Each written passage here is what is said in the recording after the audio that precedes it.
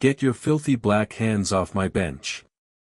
The woman in the designer coat recoiled as Marcus Hayes approached the bus shelter.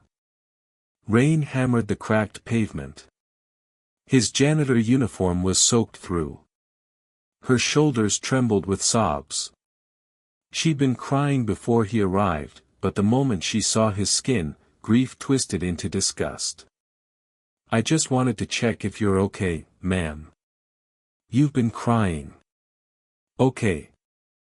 Do I look like I need help from someone like you? She laughed bitterly, tears still streaming, a black janitor. What could you possibly offer me? Marcus said nothing. He reached into his pocket. 2 crumpled dollars. His last $2. He placed them gently in her trembling hand for the bus. Ma'am, it's a long walk in this rain. Then he turned and disappeared into the darkness. 6 months later, this same woman would stand in a courtroom holding his fate in her hands. And Marcus Hayes would finally cry, not from her cruelty, but from her redemption. The alarm clock buzzed at 5:15 a.m., held together by duct tape and stubbornness, much like its owner. Marcus Hayes rolled off the couch, bones aching from another night on springs that had given up years ago. The bedroom belonged to his mother now. She needed it more. He padded to her door, cracked it open.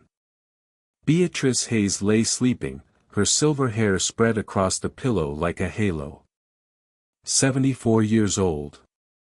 Early-stage dementia, stealing her memories one by one, like a thief too patient to catch. On her nightstand. 7 pill bottles, medications for blood pressure, for memory, for the anxiety that came when she couldn't remember where she was. Marcus sorted them quietly. Blue pills first, then white, then the small yellow ones that cost more than his weekly groceries. Marcus, that you, baby? Her voice still thick with sleep. It's me, Mama. Go back to sleep. Did you call Nina yet? She hasn't visited in so long. His hand froze over the pill organizer. Nina. Nina Rose. His baby sister. I'll call her later. Mama, you rest. He didn't tell her the truth. The Nina couldn't visit. The Nina was sitting in a cell at Riverside Women's Correctional Facility 3 years into a 5-year sentence for a crime she didn't commit. Marcus finished the pills and moved to the kitchen. Oatmeal today, the cheap kind, not the instant packets with artificial flavoring. Real oats cost less if you had time to cook them. He didn't have time.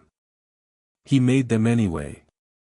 On the refrigerator door, held by a magnet shaped like a cross, was a photograph. Marcus, at 22, wearing paramedic scrubs, grinning at his graduation ceremony. His father's arm around his shoulder. His mother crying happy tears. Nina, just 19, holding a sign that read, "My brother saves lives." That was 16 years ago, before everything fell apart. Marcus touched the photo, then pulled his hand back. I'm sorry, Dad, he whispered. I'm trying. The bus rumbled through West Baltimore as dawn cracked the sky. Marcus sat in the back, invisible among the early morning crowd, construction workers, night shift nurses heading home, a homeless man sleeping across 3 seats, undisturbed, everyone fighting their own battles, everyone too tired to judge. This was the only time of day Marcus felt seen because here nobody was looking. He pulled out his phone. One unread message from Riverside Women's Correctional inmate call scheduled 6:45 p.m. today. Nina. His weekly 15 minutes. He'd worked double shifts for 3 years to afford those calls. $15 each, plus commissary money so she could buy soap that didn't strip her skin, plus lawyer fees for appeals that went nowhere. The bus stopped outside a gleaming tower of glass and steel. Whitmore and Partners, 52 floors of corporate ambition. Marcus entered through the service door. Morning, M. Vincent the security guard nodded from his desk. 63 years old, worked here longer than most of the executives had been alive. You look tired, brother. I'll sleep when Mama's better. And when's that going to be? Marcus didn't answer. They both knew. The 52nd floor sparkled under Marcus's mop. He started at 6 a.m., finished before the executives arrived at 8. Invisible labor for invisible people. He found a $100 bill under one of the desks. Didn't even hesitate. Walked it straight to Lost and Found. You're crazy, man. Derek, his co-worker, shook his head. Nobody would have known. I would have known. Derek laughed. That's why you're broke, M. Too much conscience, not enough sense. Maybe. But Marcus's father had taught him something before he died. Integrity isn't what you do when people are watching. It's what you do when they're not. Samuel Hayes, Sr., had lived by those words. Died by them, too, probably. Heart attack at 58, working 3 jobs to keep his family afloat. Marcus was 38 now. Same trajectory, same tired bones. He finished mopping, started on the executive washrooms. That's when he heard it. Thanks, Mr. Hayes. Have a good day. He looked up startled. Daniel Bradford, 35, junior executive with kind eyes and an expensive watch. One of the few people in this building who bothered to read name tags. You too, Mr. Bradford. Daniel nodded and walked away. Bradford. The name meant nothing to Marcus then. Just another white man in a suit, slightly less terrible than the others. He wouldn't learn the truth for another 6 months. By then, it would almost be too late. The phone call came during his lunch break. Marcus sat in the supply closet, the only place with enough privacy to cry if he needed to, which he did sometimes. Not that he'd ever admit it. Mr. Hayes, this is Margaret Sullivan from Golden Years Care Facility. His stomach dropped. Is my mother okay? She's fine physically. A pause. But we had an incident this morning. She wandered out of the facility. Police found her 3 blocks away asking strangers for directions to a house she lived in 40 years ago. Marcus closed his eyes. Mr. Hayes, I'll be direct. Your mother needs full-time memory care. Our facility isn't equipped for patients at her stage. You have 2 options. Transfer her to a specialized memory care unit or remove her by the end of the month. How much is the memory care unit? $8,500 per month. The number hit him like a physical blow. He made $2,100 on a good month. What about Medicaid? There's an 18-month waiting list. 18 months. Beatrice might not remember his name in 18 months. I'll figure it out, he heard himself say. I always do. He hung up, sat in the darkness of the supply closet, and for the first time in 3 years, Marcus Hayes felt truly hopeless. But the universe wasn't done with him yet. That evening, another letter waited in his mailbox. This one from a lawyer. Reappeal opportunity. Nina Rose Hayes, case number 2019-5841. He tore it open. Dear Mr. Hayes, new evidence has emerged in your sister's case that may support grounds for appeal. However, pursuing this opportunity will require retaining competent legal counsel. Estimated cost $15,000. $15,000. Marcus sat at his kitchen table, staring at two pieces of paper. The first, his mother's care facility bill. The second, his sister's chance at freedom. He couldn't afford either. He definitely couldn't afford both. Choose, the universe seemed to whisper. Your mother's comfort or your sister's justice. Pick one. He put his head in his hands just for a moment. Just to breathe. Then he got up, put on his second uniform, and left for his evening shift. The Bradford Regency Hotel gleamed like a palace against the Baltimore skyline. Marcus entered through the service entrance as always. Different building, same invisibility. Mr. Richardson, the floor supervisor, intercepted him before he could clock in. Hayes, you're on penthouse duty tonight. Big fundraiser tomorrow. Judge Bradford's event. Everything needs to be perfect or you're out. Yes, sir. And Hayes? Richardson looked him up and down with barely concealed disgust. Try not to touch anything expensive. Marcus nodded. What else could he do? He collected his cleaning supplies and headed up. 52 floors, same number as his day job, ironically. As he worked, he overheard staff gossip. Judge Victoria Bradford, old money, older husband, son runs half the real estate in Maryland. Heard she's worth millions. Billions, probably. These people don't count in millions.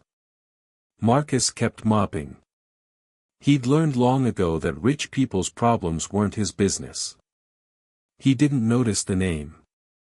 Didn't make the connection. Not yet. He got home at midnight, found his mother awake, wandering the apartment.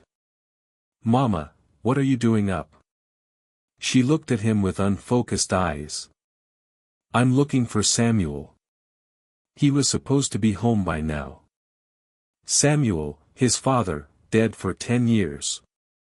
Something cracked inside Marcus's chest. Daddy's just running late. Mama, come on. Let's get you back to bed. He guided her gently, tucked her in, sang the old hymn she used to sing to him as a child. Amazing grace, how sweet the sound. Her eyes fluttered closed. She smiled the way she used to smile when the world still made sense. Marcus sat beside her until her breathing deepened. Then he went to the kitchen, opened the shoe box he kept hidden on top of the refrigerator. Inside his paramedic certification stamped revoked in red letters, old photographs, a letter from the Maryland EMS Certification Board, failure to follow proper reporting procedures, patient death, certification revoked. He tried to do the right thing. Reported suspicious medication practices at a Cascade healthcare facility. A patient died because of those practices and somehow he was the one who lost everything. The system had crushed him once. It was trying to crush him again. But at the bottom of the box was something else. A photocopy of his sister's sentencing document. His eyes found the name he'd somehow missed before. Presiding Judge, Honorable Victoria Bradford. The woman from the bus stop. The woman he'd given his last $2, the woman who'd called him filthy. She was the judge who'd sent Nina to prison. Marcus stared at the name until his vision blurred. What kind of world is this? The Bradford Regency Hotel ballroom glittered like something from a dream Marcus had never dared to have. Crystal chandeliers scattered light across tables set with china worth more than his annual salary. Women in gowns that cost more than his mother's medical bills. Men in tuxedos laughing at jokes that probably weren't funny. Drinking champagne that probably wasn't worth the price. And in the center of it all, a banner, Second Chances Foundation, Annual Gala. Marcus almost laughed. Second chances for people who'd never needed a first one. He moved through the crowd like a ghost, collecting empty glasses, wiping spills, existing in the spaces between their vision.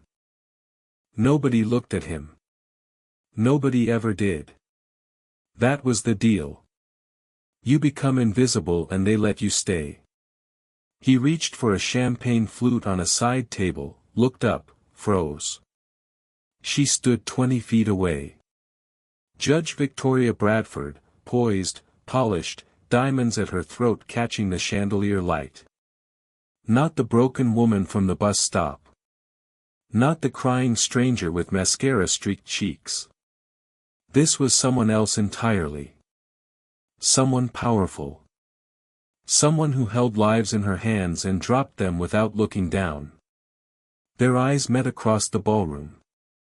Victoria's champagne glass stopped halfway to her lips. She recognized him. He saw it. The flash of shock, then something else. Shame. Fear. She set down her glass, started walking toward him. Hayes. Mr. Richardson materialized from nowhere, grabbing his arm. Suite 4B. Now, guest emergency. Move it. Marcus was dragged away before Victoria could reach him. He looked back once. She stood frozen in the crowd, watching him disappear through the service door. Suite 4B wasn't what he expected. No spilled champagne, no clogged toilet, no rich person's mess for the invisible man to clean. Instead, he found a girl, 17, maybe 18, crouched behind the bathroom door, clutching a burner phone, whispering frantically into it. She saw him and went pale. Please, her voice cracked. Please don't tell them I'm here. Marcus assessed the situation. Designer dress, tear-stained face, expensive shoes kicked off in the corner. Not drunk, not high, just scared. Terrified, actually. They'll send me back, she whispered. I can't go back there. Footsteps in the suite. Someone searching. A man's voice. Sophia, your grandmother is asking for you. The girl, Sophia, pressed herself against the wall, shaking. Marcus made a decision. He stepped inside the bathroom, closed the door behind him, and stayed silent. The footsteps paused outside, then moved on. When they were gone, Sophia looked at him with desperate gratitude. Why did you help me? You don't even know me. I know scared when I see it. Marcus kept his voice low. Are you safe? Not yet. She swallowed hard. But I'm trying to be. He nodded. Didn't push. But then she said something that changed everything. Be careful around my grandmother. She's not what she seems. Your grandmother. Judge Bradford. Sophia's eyes were old beyond her years. She thinks she's protecting the family. She doesn't know what protecting the family actually costs. Before Marcus could respond, Sophia slipped out the service entrance, pressing something into his hand. $23. All the cash she had. Someone helped me once, Marcus murmured, looking at the money. Guess I'm paying it forward. Sophia disappeared into the night and Marcus stood alone holding more questions than answers. Judge Victoria Bradford, the woman who'd insulted him, the woman who'd imprisoned his sister, the woman whose granddaughter had just begged him for help. What was he walking into? 3 days after the gala, Victoria Bradford appeared at Marcus's door. He'd just gotten home from his double shift. 18 hours of mopping, scrubbing, and being invisible. His body ached in places he didn't know could ache. And there she was, standing in the hallway of his crumbling apartment building, wearing a coat that cost more than his rent. Mr. Hayes. Judge Bradford. Silence stretched between them like a wire about to snap. May I come in? Every instinct screamed, no.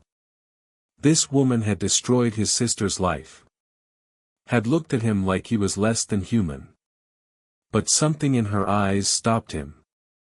Something broken. He stepped aside. His apartment was small. Clean but small. The couch where he slept. The kitchen table with its mismatched chairs. The photograph on the refrigerator. Victoria looked around without judgment. Or maybe she was just good at hiding it. "I've been looking for you," she said finally. "For 6 months. I wasn't hiding." "No, I suppose you weren't." She sat down uninvited at his kitchen table. Her hands trembled slightly. "I owe you an explanation and an apology, neither of which will be adequate." Marcus remained standing, arms crossed, waiting. Victoria took a breath. "That night at the bus stop, I was at the lowest point of my life. My marriage was falling apart. My son had." She stopped, corrected herself. "There were family matters, ugly ones. I just signed paperwork that I knew was wrong, but I was too afraid to refuse." "What paperwork?" She looked at him. Really looked. "Your sister's transfer order to maximum security." The words hit him like a physical blow. "I didn't know," he said slowly.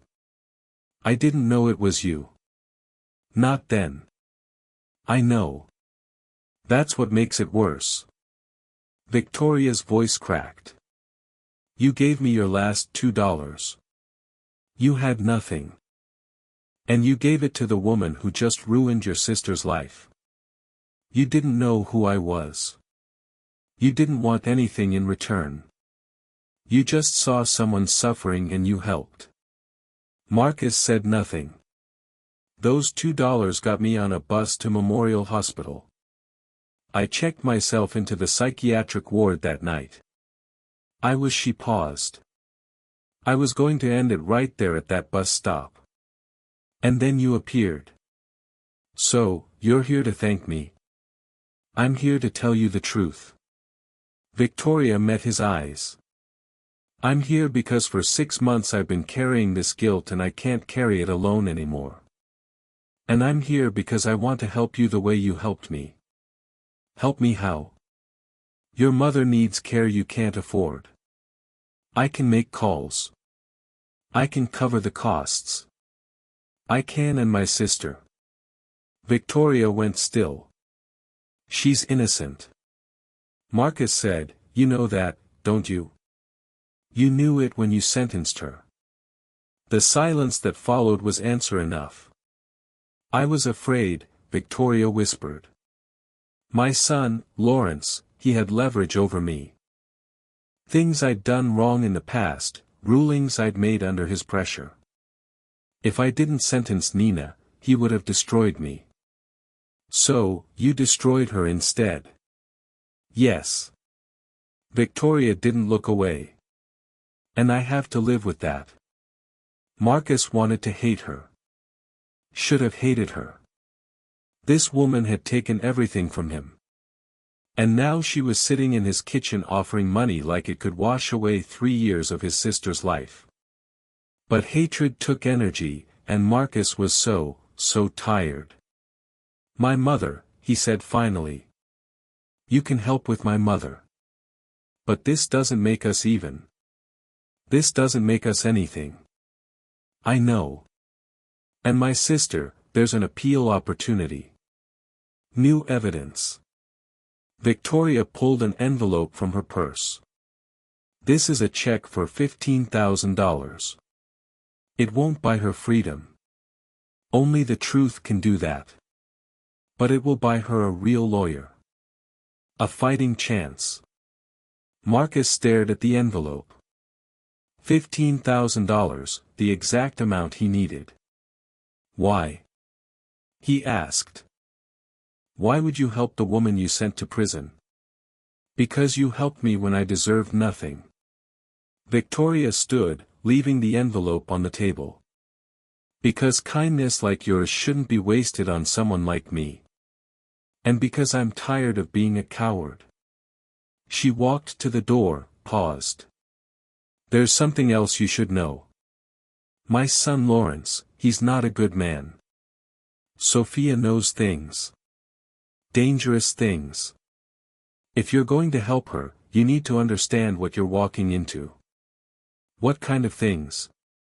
The kind that get people killed or imprisoned for crimes they didn't commit. Victoria's voice hardened. Like your sister. She left. Marcus stood in his empty apartment holding an envelope full of money and a head full of questions. 1 week later, Beatrice Hayes moved into Morning Light Memory Care, a private facility with gardens and gentle staff and rooms that smelled like lavender instead of disinfectant. She cried when she saw the view from her window. Marcus, baby, how did you manage this? I have a friend, Mama. A good friend. Beatrice took his hand. Her eyes were clear today. One of the good days. You always did know how to find the good in people. Just like your father. Marcus smiled. Didn't tell her the truth. That the friend had once called him filthy. That the friend had imprisoned his sister. Some truths were too heavy for good days. That night, Daniel Bradford called. Mr. Hayes. This is Daniel from Whitmore and Partners. We need to talk. They met at a diner far from downtown. Daniel looked nervous, kept checking over his shoulder. I know you helped Sophia escape the gala. I'm not angry. I'm grateful. She seemed scared. She should be. Daniel leaned forward. My father, Lawrence, he's been running a scheme through a company called Cascade Healthcare. Patients held longer than necessary. Fraudulent billing. People who ask too many questions getting silenced. Silenced. How? Your sister asked questions. 3 years ago, there was a paramedic at one of Cascade's hospitals who tried to report suspicious deaths. That paramedic lost everything. Marcus's blood ran cold. That was me. Daniel's eyes widened. You. I reported medication irregularities. A patient died. Next thing I knew, I was blamed for it. Lost my certification, my career, everything. Then you already know what my father is capable of. Daniel pulled out a folder. Sophia has been gathering evidence, but we need more. We need someone on the inside who can testify. And that's me. That's my grandmother.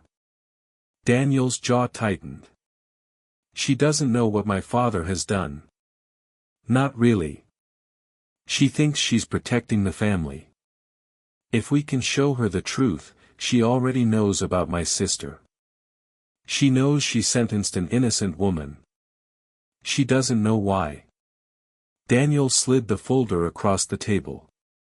My father has been blackmailing her for years. But if she sees the full picture, all the lives he's destroyed, she might finally be brave enough to fight back. Marcus looked at the folder, at Daniel, at the desperate hope in his eyes. Why are you doing this?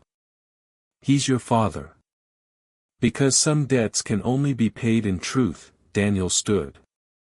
And because my grandmother isn't the only one who's tired of being afraid. For 3 weeks, Marcus allowed himself to hope. His mother thrived in the new facility. Good days outnumbered bad ones. She remembered his name, remembered Nina, remembered to smile when he visited. He met Victoria for coffee twice a week. Strange, fragile meetings where neither of them quite knew what they were doing. I was invisible once, too, Victoria told him. Different kind of invisible. The kind where everyone sees you, but no one hears you. How'd you escape it? I didn't. I just learned to make noise in ways they couldn't ignore. She looked at him. You're still invisible, Marcus, but you don't have to be. He filed the paperwork for his paramedic recertification. Long shot, probably. But Nina's appeal was moving forward, and maybe, just maybe, the truth was finally clawing its way to the surface. Hope was a dangerous thing. Marcus knew that. He let himself feel it anyway. The call from Sophia came at midnight. Marcus, I found something. Something big. She was hiding in Delaware, staying with a friend, living on fear and adrenaline. There's a connection between Evergreen Wellness Center, Cascade Healthcare, and my grandfather's cases. Patients who disappeared from the records, money flowing to shell companies, and there's a death. A patient who died under suspicious circumstances. Marcus's throat tightened. Someone tried to report it. A medical worker. They lost everything. I know, he said quietly. That was me. Silence. You. Sophia's voice was small. You're the paramedic from the file. I didn't know it connected to your family. Not until recently. Then you understand, Sophia said. You understand what we're fighting and what they'll do to stop us. Marcus understood. He understood better than anyone. The next morning, he found a document in Victoria's purse.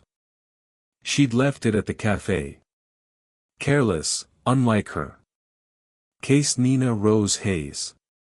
Case number 201958841. His sister's case file in Victoria's handwriting. Notes in the margins. Why did she have this? Why now? He didn't get to ask because that night the trap snapped shut. The morning started like any other. Marcus clocked in at Whitmore and Partners, said hello to Vincent at the security desk, collected his mop and bucket. Normal, routine, invisible. Then the security guards appeared. Marcus Hayes, come with us. Not a request, an order. They escorted him not to his usual floor, but to HR. 2 police officers waited inside. So did Mr. Richardson from the hotel, and in the corner, watching with cold satisfaction, stood a man Marcus had never met. Lawrence Bradford. Mr. Hayes. The HR director's voice was flat. You're being accused of corporate espionage. A flash drive containing proprietary financial documents was discovered in your locker. This morning.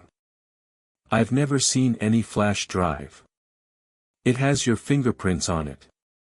That's impossible. Lawrence Bradford stepped forward. Expensive suit, expensive smile, eyes like a shark scenting blood. Mr. Hayes, let's not make this harder than it needs to be. We have security footage of you accessing restricted offices. We have the stolen documents and we have witnesses from the Bradford Regency Hotel who observed similar irregularities. Mr. Richardson nodded. Found materials in his locker there, too. He had access to the private suites. Marcus looked from face to face, understood what was happening. You're framing me. Lawrence's smile widened. I'm protecting my company and my family. The handcuffs were cold against his wrists. The interrogation room at Baltimore Police Department was exactly what Marcus expected. Gray walls, metal table, one-way mirror hiding whoever was watching. Detective Thompson entered. 50s, tired eyes, the look of a man who'd seen too much and stopped caring. Mr. Hayes, you want to tell me your side? I'm being set up. Lawrence Bradford is behind this. Lawrence Bradford. Thompson almost laughed. The real estate developer. The guy who funds half the Police Benevolent Association. Yes. You got proof? Marcus said nothing. They both knew he didn't. Thompson sighed. Look, between you and me, this whole thing stinks. But Lawrence Bradford has friends in this department, friends in the DA's office, friends everywhere that matters. So I'm guilty because he says so. You're guilty because the evidence says so. And the evidence? Thompson shrugged. It's overwhelming. The public defender arrived 30 minutes later. Young, overwhelmed, clearly outmatched. The charges are serious, Mr. Hayes. Corporate espionage, theft of proprietary information. They're asking for bail at $200,000. $200,000 might as well be $2 million. What about the evidence? It's fabricated. Can you prove that? Silence. 3 days in lockup. The longest 3 days of Marcus's life. His cellmate was a man named Anthony Chen, 45, former accountant, serving time for fraud. He swore he didn't commit. Cascade Healthcare, Anthony said when Marcus mentioned the name. Yeah, I know Cascade. They're why I'm here. What happened? Found some irregularities in their books. Billing for patients who didn't exist. Charging insurance for treatments never given. Reported it to my supervisor. Anthony laughed bitterly. 3 weeks later, I was arrested. Evidence appeared out of nowhere. Sound familiar? Too familiar. The Bradford family. Marcus said, they're connected. Connected, brother. They own the system. Lawrence Bradford built Cascade from the ground up. His mother signs off on cases that make problems disappear. It's a machine, and people like us are just gears to be discarded. Marcus stared at the ceiling of his cell. His mother was in a care facility he could no longer afford. His sister was in prison for a crime she didn't commit. And now he was here, framed for something he'd never done. 3 generations of Hayes, all crushed by the same machine. On the 3rd night, a guard appeared. Hayes, you made bail. Marcus couldn't believe it. How? The guard shrugged. Don't ask questions. Just go. In the release area, Daniel Bradford waited. Before you say anything, my father doesn't know I did this. My grandmother doesn't know I did this. This is me personally using money my father can't trace. Why? Because Sophia showed me the evidence. All of it. Daniel's voice shook. Do you know how many people my father has destroyed? Not just your sister. Dozens, maybe hundreds. People who got in his way, who asked the wrong questions, who were simply inconvenient. And your grandmother, she's been his puppet for 30 years. Too afraid to fight back. Too complicit to walk away. But Sophia thinks she can still be reached. That somewhere inside her there's still a judge who believes in justice. Sophia is wrong. Maybe. Daniel pulled out a folder. But this is everything we have. Financial records, communications, testimony from victims, and a recording of my father discussing how to handle you the same way he handled your paramedic career. Marcus took the folder, felt its weight. What do you want me to do? Testify. Tell your story. Let Sophia tell hers. Daniel gripped his arm. And talk to my grandmother. You're the only person she might actually listen to. The man who gave her $2 when she had nothing. The man whose sister she condemned. She knows she sentenced an innocent woman, she told me. She knows she did something wrong. She doesn't know how wrong. She doesn't know the full extent of what my father has built on her rulings. Daniel's jaw tightened. Show her. Make her see. And maybe, just maybe, she'll finally choose to fight. That night, Marcus sat in his apartment with the folder spread across his kitchen table. Evidence. So much evidence. Financial trails, medical records, witness statements. His name appeared on page 47. The paramedic who tried to report patient deaths at Cascade General Hospital. The paramedic whose career was destroyed to protect Lawrence Bradford's empire. And on page 63, Nina Rose Hayes, a teacher who'd witnessed Lawrence Bradford Jr. attempting to assault a young woman at a charity event. A teacher who'd intervened, who'd been thanked with fabricated charges and a 5-year prison sentence. His sister hadn't just been in the wrong place at the wrong time. She'd been silenced deliberately, systematically by a family that crushed anyone who threatened their power. Marcus picked up his phone, called Victoria. "We need to talk. All of it. Everything you haven't told me." Silence on the other end. "Then come over. I'll be waiting." Victoria's home was nothing like Marcus expected. Not a mansion, not a palace, just a brownstone in downtown Baltimore filled with books and shadows and the smell of old paper. She met him at the door.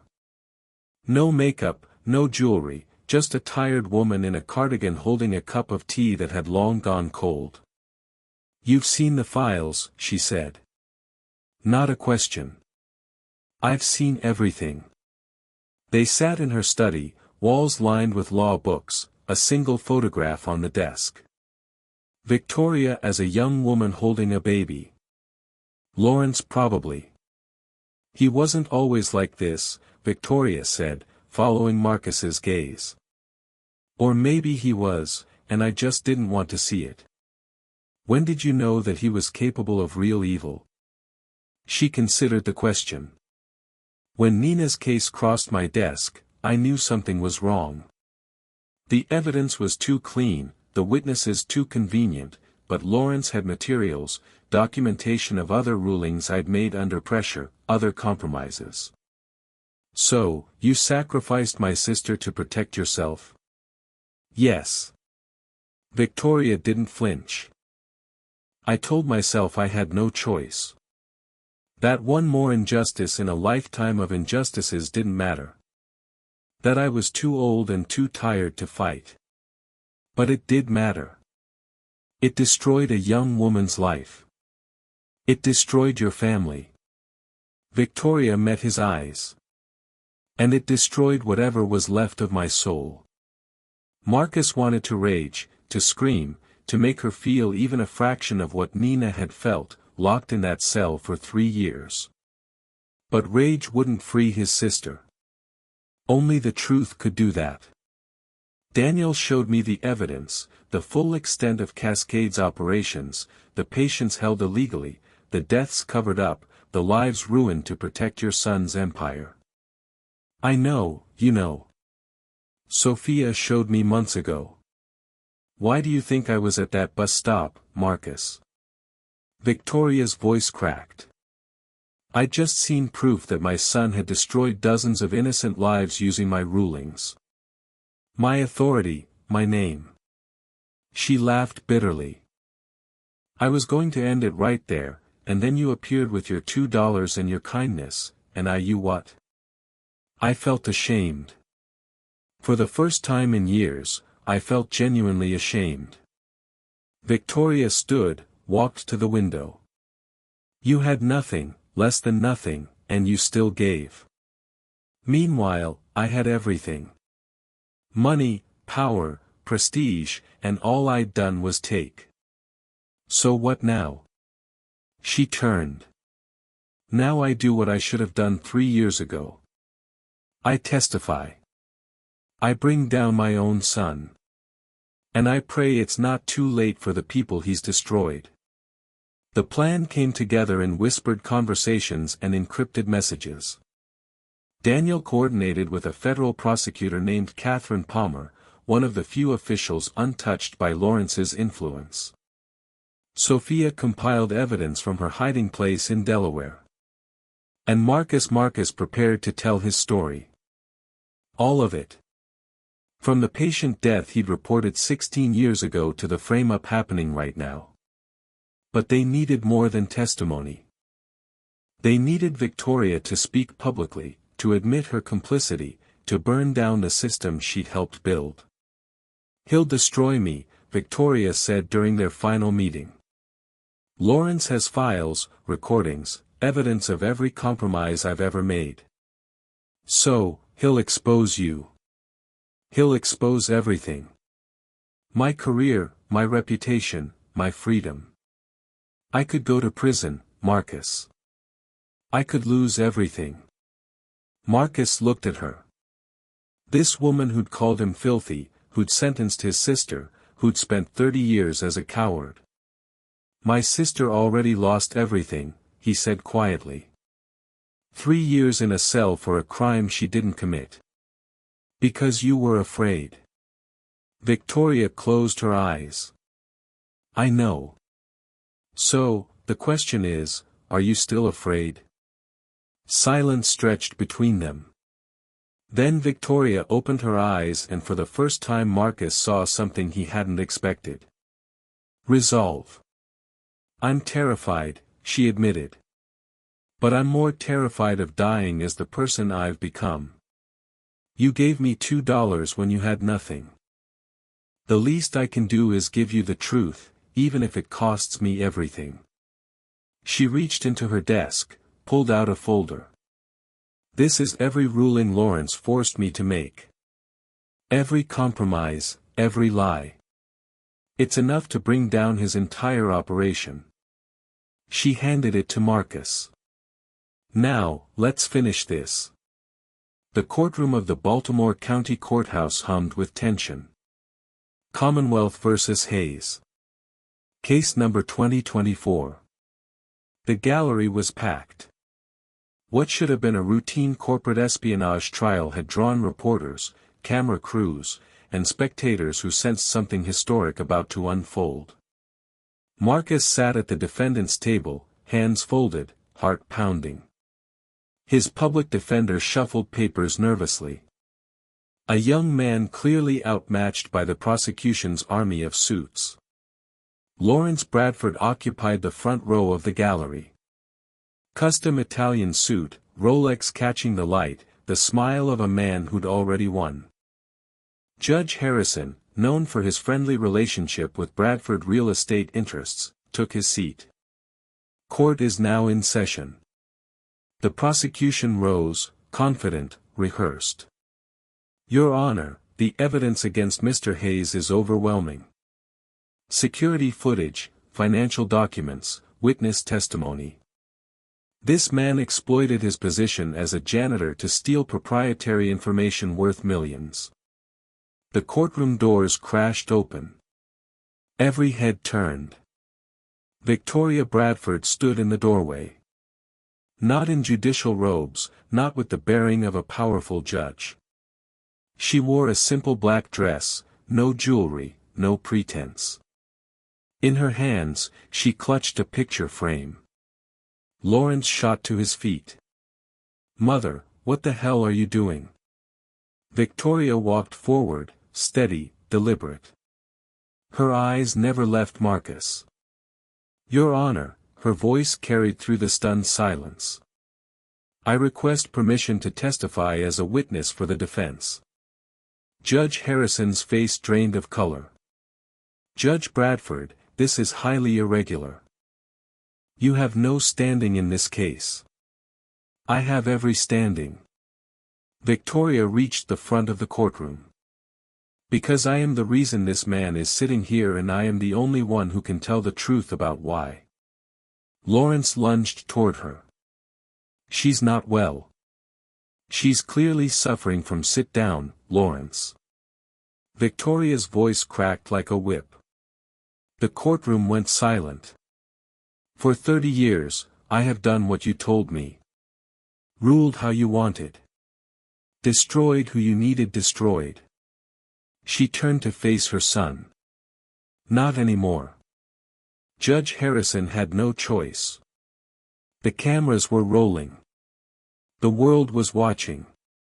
Victoria Bradford took the witness stand, raised her right hand, swore her oath, and then she burned her life to the ground.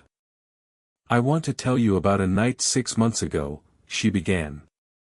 "The worst night of my life until today." She looked at Marcus. "I was sitting at a bus stop in West Baltimore, alone, crying. I had just signed transfer papers sending an innocent woman to maximum security prison. A woman named Nina Rose Hayes." A murmur rippled through the courtroom. "I knew she was innocent. I had seen the evidence. But my son," Victoria's voice cracked, "my son had leverage over me. Recordings of past compromises, documents that would destroy my career. So, I did what he asked. I always did what he asked." She paused, gathered herself. "That night, I wanted to die. I sat at that bus stop planning how to end it. And then a man appeared." Her eyes found Marcus again, a black man. In a janitor's uniform, soaked from the rain.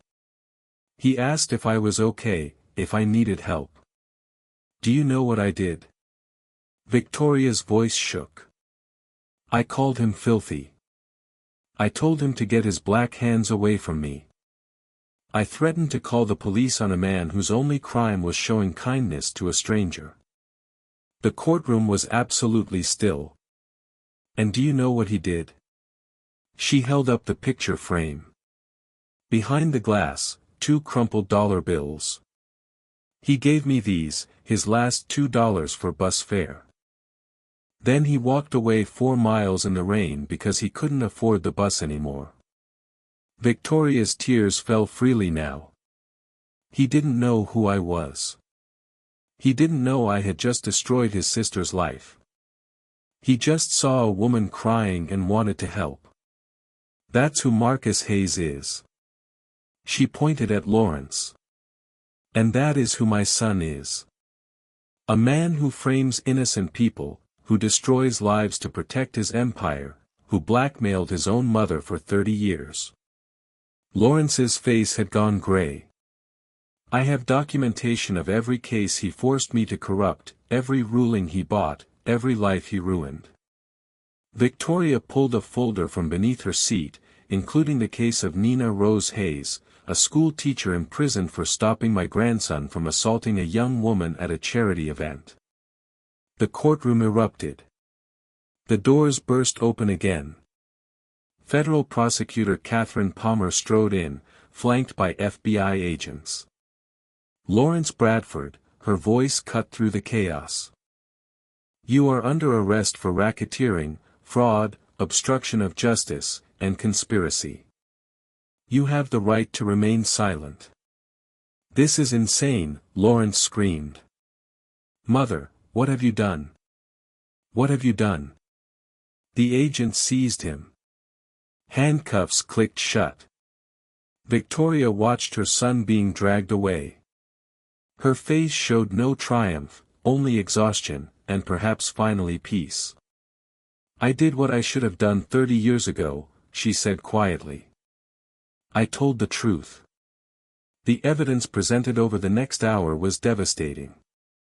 Daniel Bradford testified against his own father, financial records, shell companies exposed. Sophia Bradford appeared via video link documenting her illegal detention at Evergreen Wellness Center. And finally, Marcus took the stand. He told his story simply. The patient death he'd reported 16 years ago. The career destroyed to protect Cascade Secrets. The sister imprisoned for daring to stand up against the Bradford family. "I'm not here for revenge," he said. "I'm here because the truth matters. My sister matters. Every person that man destroyed deserves to be heard." Judge Harrison, visibly terrified of the cameras, the FBI, the tsunami of accountability, had no choice. All charges against Marcus Hayes are dismissed with prejudice. The gavel fell, but it was Victoria's final words that shattered Marcus completely. She approached him as the courtroom dissolved into chaos. Reporters shouting, cameras flashing, the world watching. She held out the framed $2 bill. "I've carried this every day for 6 months. It reminded me that kindness still exists, even when I didn't deserve it." She pressed it into his hands. Kindness given when you have nothing reveals everything about who you are, and cruelty given when you have everything. She looked toward the door where Lawrence had disappeared. Reveals just as much. Marcus stared at the frame, the same crumpled bills, the same $2 he'd given a crying stranger on the worst night of her life. She'd kept them, framed them, carried them like a talisman. His vision blurred. "Don't cry," he told himself. "Not here, not in front of everyone." But his body didn't listen. The first tear fell, then another. Then he couldn't stop. Marcus Hayes wept. Not quiet, dignified tears. These came from somewhere deep. Somewhere he'd locked away years ago when crying stopped being useful and survival became everything. 3 years of prison calls and sleepless nights. 3 years of watching his mother forget his name. 3 years of carrying a weight no one should carry alone. And now, finally, the truth. His shoulders shook. His breath came in ragged gasps. The cameras captured everything. And he didn't care. "Thank you," he managed to whisper through the tears. "Thank you for finally telling the truth." Victoria's own eyes glistened. "No, Marcus, thank you." She touched his arm gently. "You showed me that redemption was still possible, even for someone like me." She turned and walked away. Marcus stood in the middle of the courtroom holding $2 that had changed everything. Tears streaming down his face, surrounded by chaos, finally free. 6 weeks later, Marcus stood outside Riverside Women's Correctional Facility. The morning sun painted the sky in shades of gold and pink. Birds sang in the trees lining the parking lot. The air smelled like cut grass and possibility. He'd imagined this moment 1,000 times. In the supply closet during lunch breaks, in his cramped apartment at 2 a.m., in the visitor's room, separated from Nina by bulletproof glass. 1,000 imagined reunions. None of them prepared him for the real thing. The gates opened. Nina Rose Hayes walked out. She was thinner, older. 3 years had carved lines into her face that hadn't been there before. Her hair was shorter. Her shoulders carried a weight they hadn't carried when she went in. But her eyes, God, her eyes were exactly the same. Full of fire, full of fight, full of the stubborn hope that had kept her alive in that place. She saw him, stopped. Marcus. He couldn't speak. His throat had closed completely. Nina took one step, then another. Then she was running. She hit him like a freight train. Arms wrapping around him so tight he couldn't breathe. He didn't need to breathe. He just needed this. His baby sister. Finally home. The tears came without warning. Marcus hadn't cried in front of anyone since their father's funeral. Had taught himself to lock it away, to be strong, to be the man of the house who never broke. But now, holding Nina in the morning sunlight, something cracked open inside him that couldn't be closed again. He sobbed. Deep, wrenching sobs that shook his entire body. 16 years of being strong. 3 years of helpless rage. A lifetime of promises he'd been terrified he couldn't keep. "I'm sorry." He choked out between sobs. "Nina. I'm so sorry." I couldn't protect you. I tried, but I couldn't. Stop. Nina pulled back, her own face soaked with tears. She grabbed his face in both hands, forced him to look at her. You did protect me every single day, but you were in there for 3 years, and I survived because of you. Her voice was fierce. Every phone call, every letter, every time you told me to hold on, that the truth would come out. You never stopped fighting. I promised Dad, and you kept your promise. Nina pressed her forehead against his. I'm here.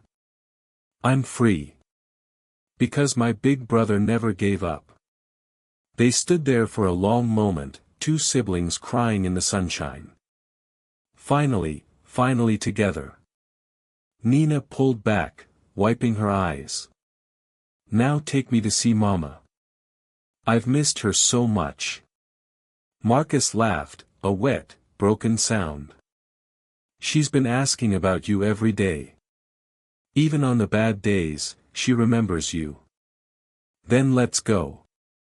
Nina took his hand. Let's go home. Beatrice Hayes was having a good day. She sat in the garden of morning light memory care, face tilted toward the sun, humming a hymn from her childhood. The flowers were blooming. The birds were singing. The world felt gentle. Then she heard footsteps. 2 sets of footsteps.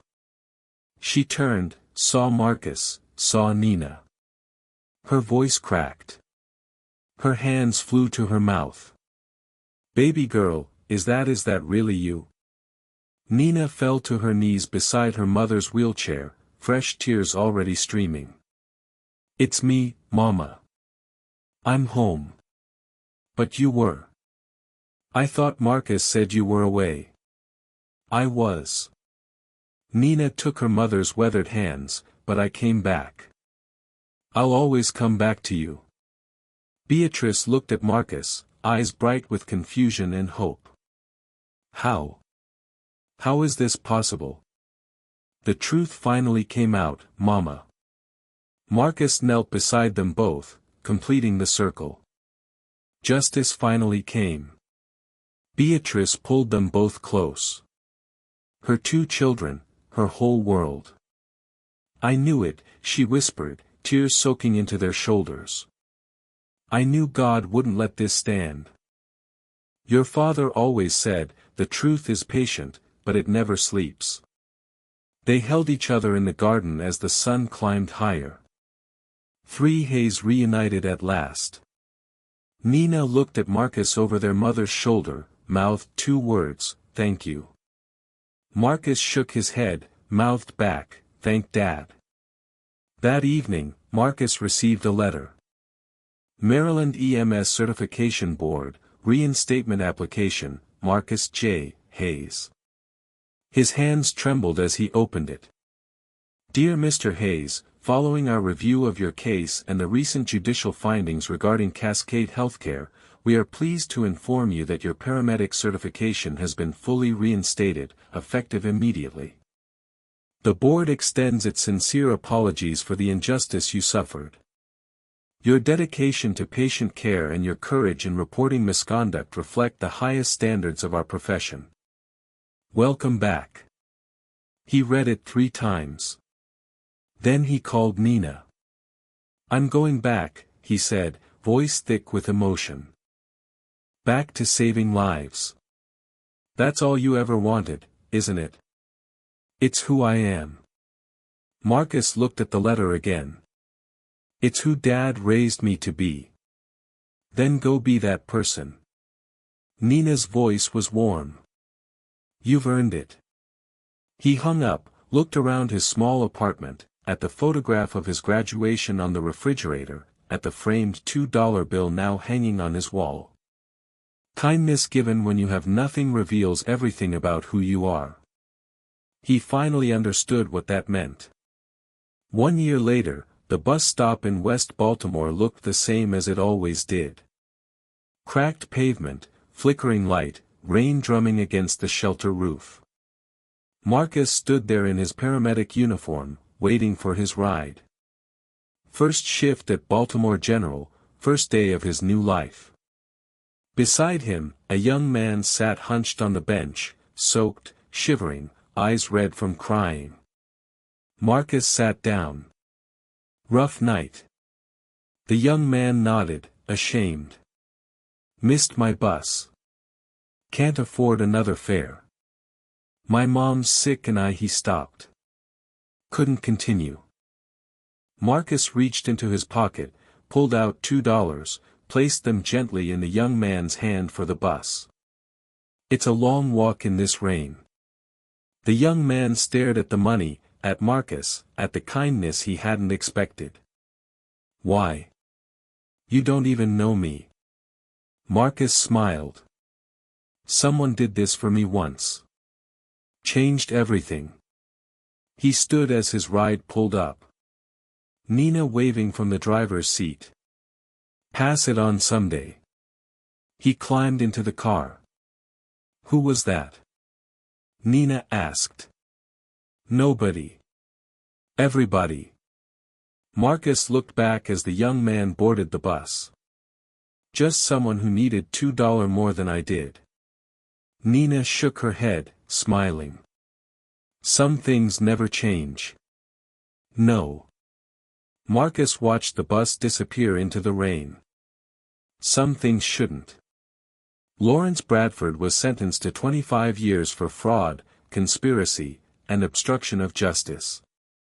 Cascade Healthcare was shut down. Over 200 victims received compensation. Judge Victoria Bradford pleaded guilty to judicial misconduct. She now provides free legal aid to wrongfully convicted individuals. Nina Rose Hayes returned to teaching. She founded a nonprofit supporting families of the incarcerated. Beatrice Hayes lived 2 more years surrounded by her children in love. Marcus Hayes still carries $2 in his pocket just in case. They say kindness costs nothing. That's not true. Kindness costs everything you have. Your time, your comfort, your last $2 on a rainy night. But here's what they don't tell you. Kindness comes back. Not always when you expect it. Not always how you expect it, but it comes back. So the next time you see someone struggling, someone the world has written off, remember this. You never know who you're helping. You never know what they'll become.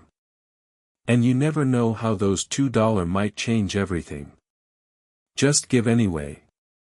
If this story touched your heart, share it with someone who needs to believe in kindness today. Like, subscribe, and leave a comment. What's the smallest act of kindness that changed your life? Emily Rodriguez deserves to be remembered.